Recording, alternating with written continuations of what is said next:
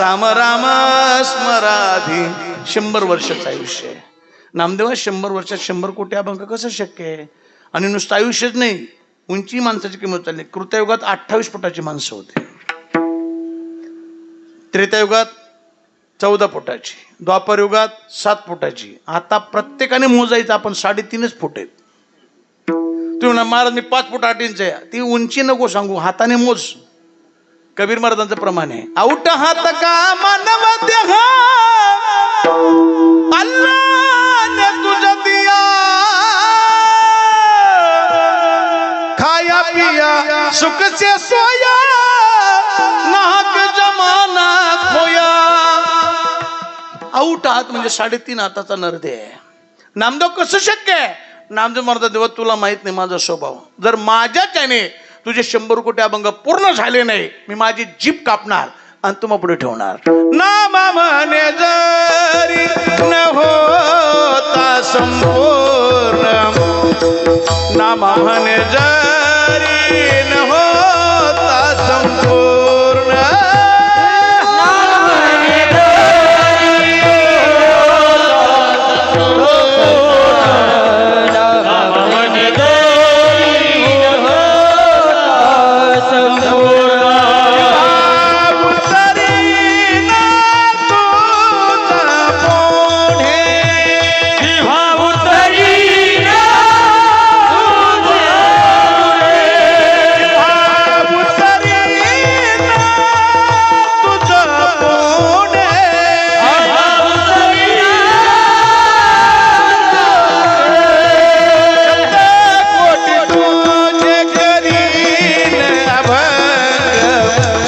कोटि तुझे करीन अभंग, शतकोटि तुझे करीन अभंग, शतकोटि तुझे करीन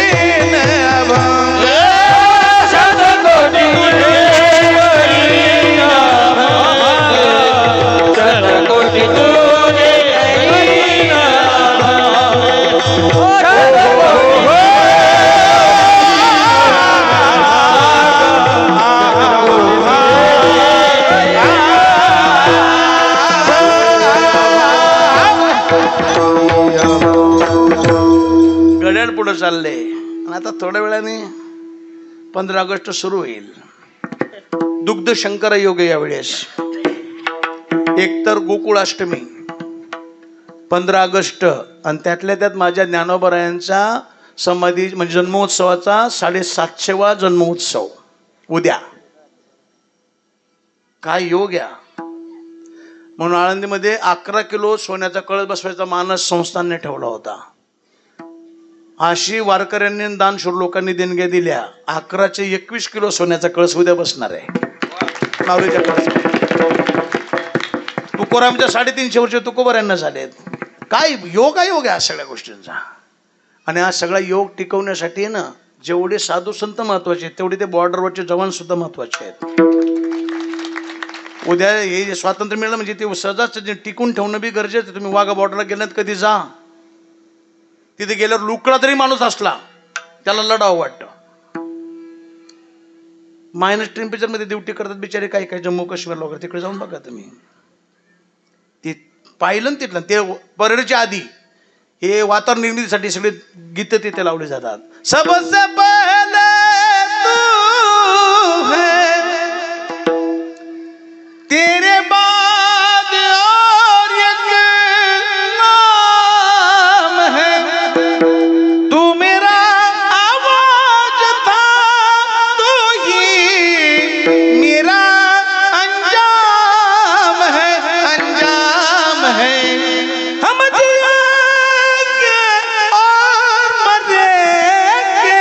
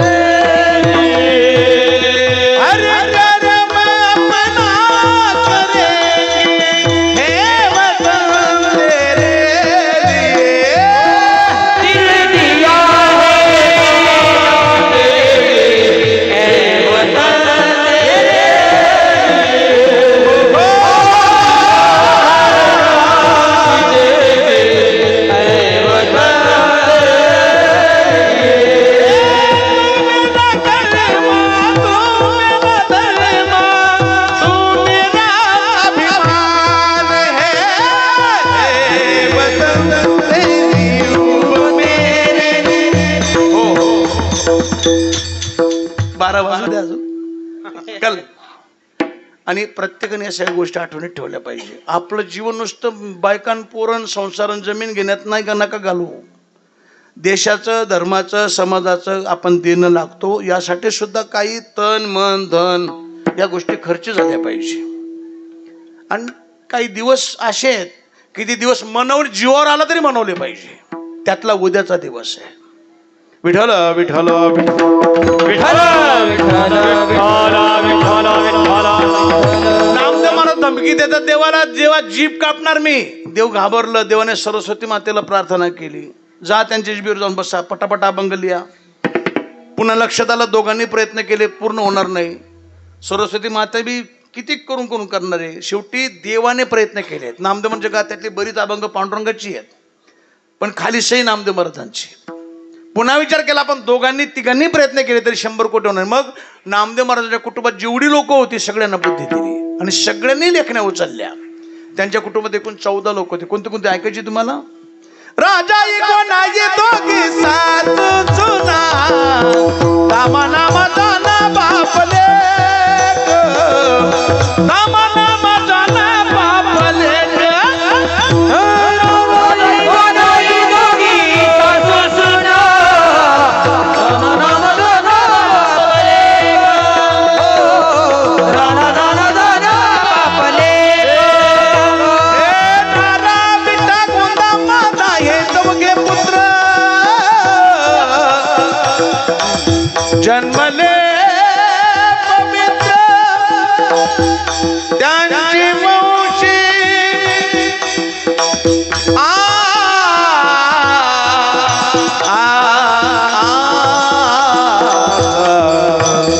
जन्मले पवित्र त्यांची वंशी, जन्मले पवित्र त्यांची वंशी, जन्मले पवित्र,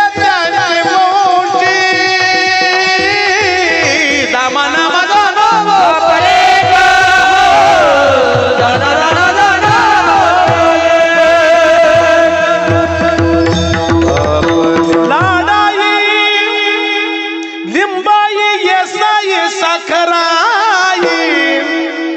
सुना पाहे नाम याच्या पुन्हा गौबाई परिसभा गोजनाबाई सगळ्यांनी अभंग लिहिले. सगळ्यांनी आपापल्या नारा म्हणे, विठ्ठा म्हणे, गोंदा म्हणे, माधव म्हणे, लाडे म्हणे, यशा म्हणे, लिंबाई म्हणे, साखराई म्हणे, खाली जनाबाईने 2 प्रकारचे अभंग, 10 जणी म्हणे. आणि नुसती त्यातला आजचा अभंग आहे. लिहिला जनाबाईने, पण संकल्प कोणाचा होता? नामदेव महाराजांचा होता. म्हणून अभंग नामदेव महाराज. आता अभंग कोणाचा इथपर्यंत आपण आलो. आता इथे पुढे अभंग मग कीर्तन. वेळ संपली, 15 मिनिटं त्या बरोबर अभंगात नेऊन घालतो सोप्या भाषेत. असे पण 10 मिनिटं लेटच झालं होतं. घेऊ 10-15 मिनिटं? आपकी परमिशन आहे? हा ठीक आहे. पाठिंबा काढून घेतील ना. गेले गोवाटेल निघून तर काय करू आम्ही? का पाखवाजा आम्ही काय गोटे खेळायच्या का? विठ्ठल विठ्ठल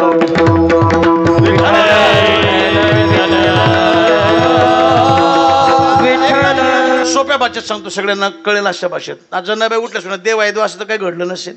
ज्या अर्थी जनाबाई म्हणतात देव आहे, देव आहे, कोणतरी आडवा लावला असेल, कोणतरी प्रश्न केला असेल, नेमका काय प्रकार घडला लक्षात नाही का? कलियुगाचा प्रारंभ झाला, कौरव पांडवांचं युद्ध संपलं, भगवान परमात्माने धामाला गेले.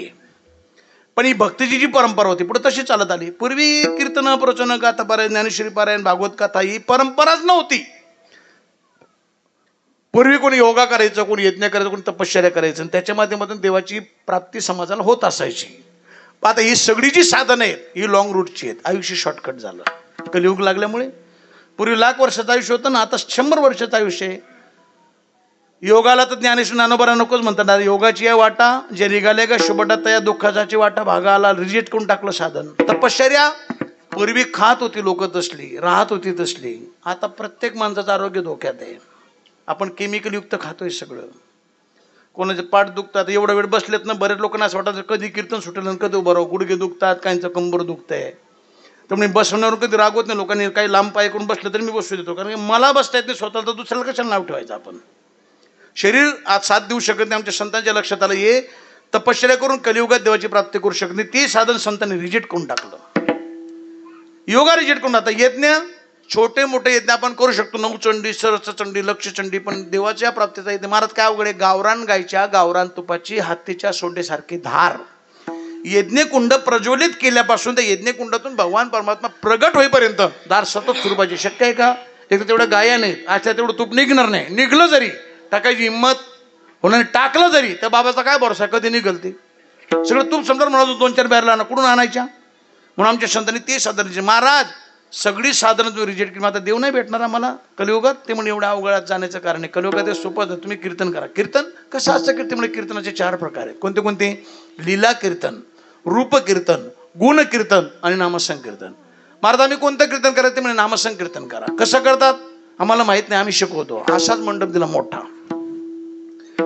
पहिला वारकरी संप्रदायाचा सक्सेसफुल झालेला कार्यक्रम 750-800 वर्षापूर्वी पहिला असाच मंडप दिला. मंडपाचं टेंडर दिलं नाही, तेव्हा मंडपवाले नव्हते, हे नव्हतं.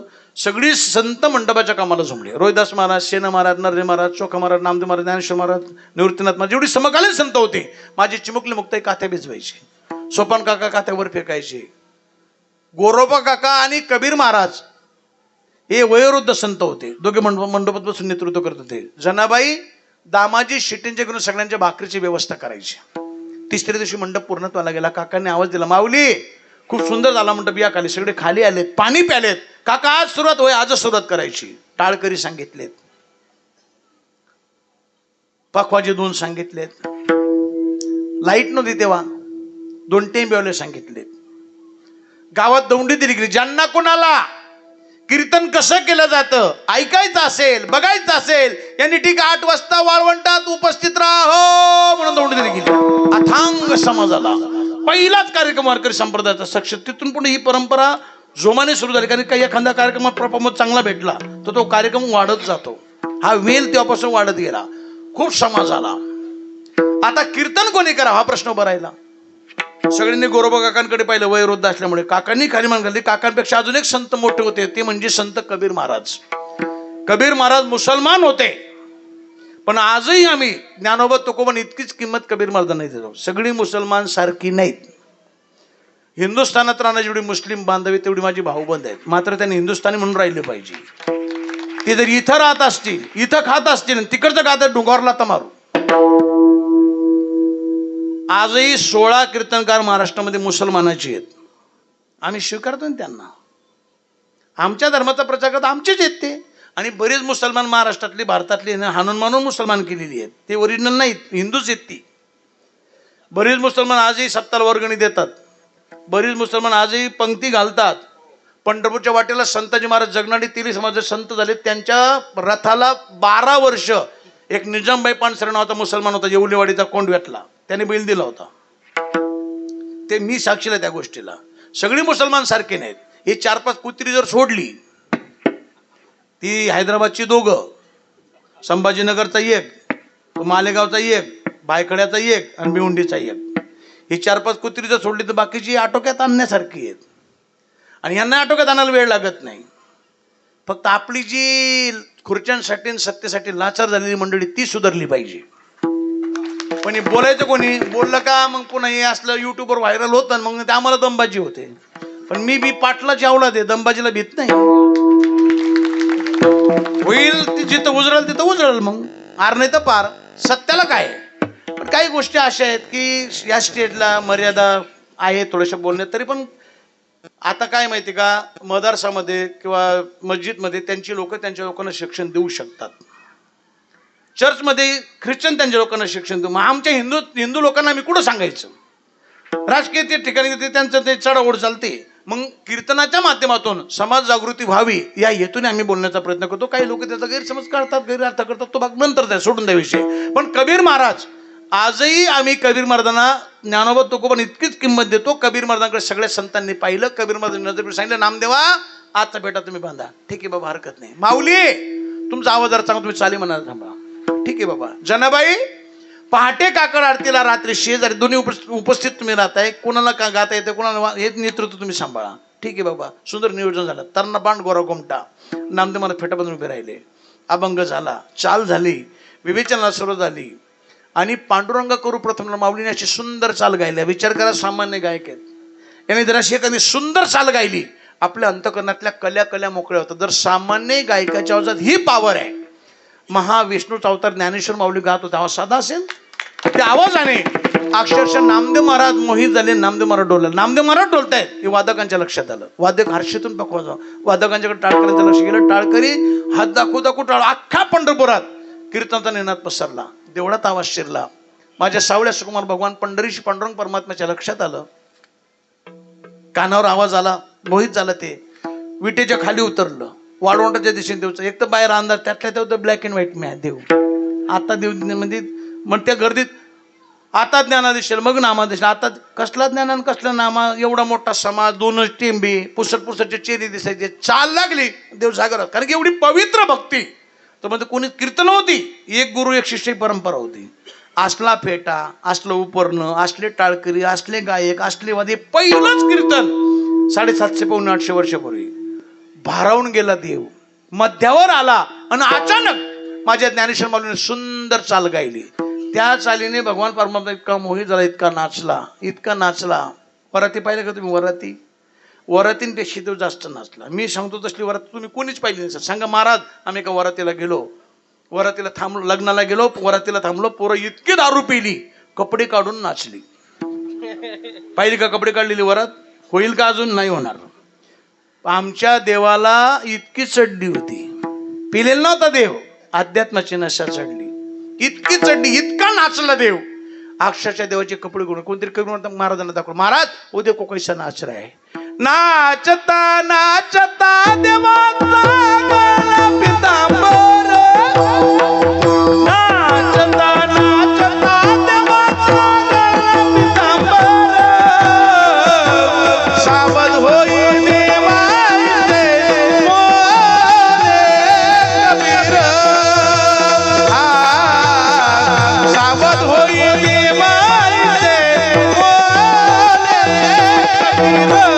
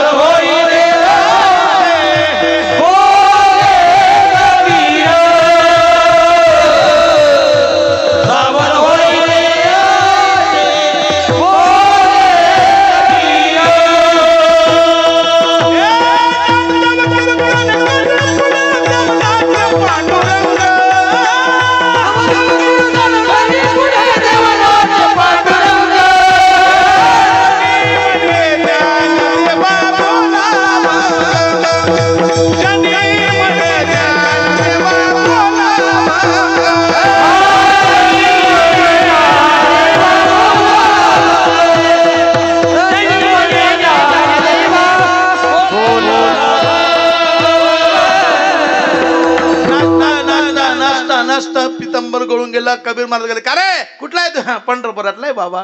कशाला आला रे? कीर्तन ऐकायला आला महाराज. पण नाचतोच कशाला? बाबा लय कीर्तन आवडतं मला, लय नाच बोटा. पण वेड्या तुझ्या अंगावर कपडे नाही. तुझ्या अंगावर कपडे का म्हणा. देव सावध झाला पळाला. देव झाला सावध पळाला. पण कबीर महाराजांनी स्पर्श केला. आहेत तरी की करंट सप्लाय झालं. करंट लाईटीचं नाही. लाईटीचं करंट सिंगल पेज असलं तर झटका मारून फेकून देते. 3 पेज असलं तर जाळून मारून टाकते. पण अध्यात्मातलं करंट ज्याला लागले त्याचा प्रपंच पहा. खरी भक्ती करणारा वारकरी त्याची श्रीमंती कधीच नसते.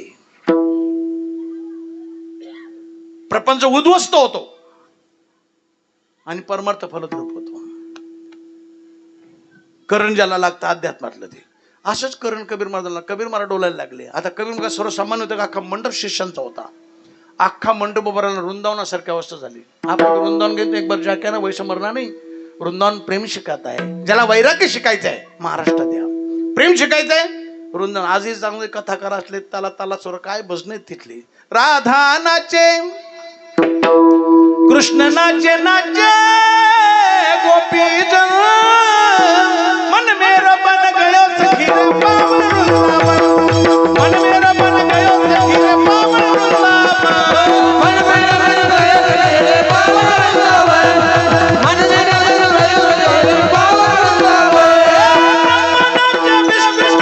नाचे शिव